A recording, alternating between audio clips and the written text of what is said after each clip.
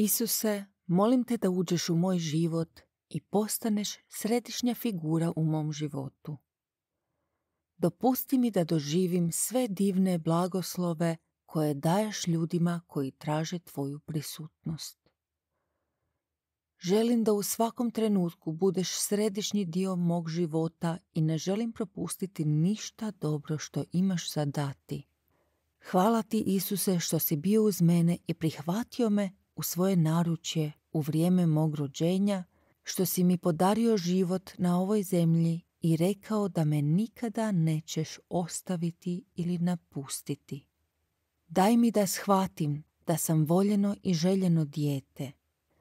Daj da se osjećam sigurno u tvojim jakim rukama.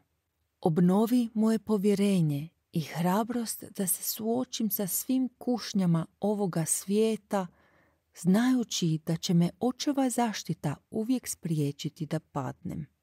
Prođi kroz moj život, Gospodine, i utješi me u svakom trenutku kada ljudi nisu bili ljubazni prema meni. Pomozi mi da pobjedim svoje instinkte i grešnu prirodu i da postanem nova osoba. Operi me, Gospodine, očisti me od starog sebe i od svih mojih grijeha, od moje pokvarene i zle naravi i od cijelog mog bića i da se ponovno rodim u novi život. Život pun nade i radosti. Amen.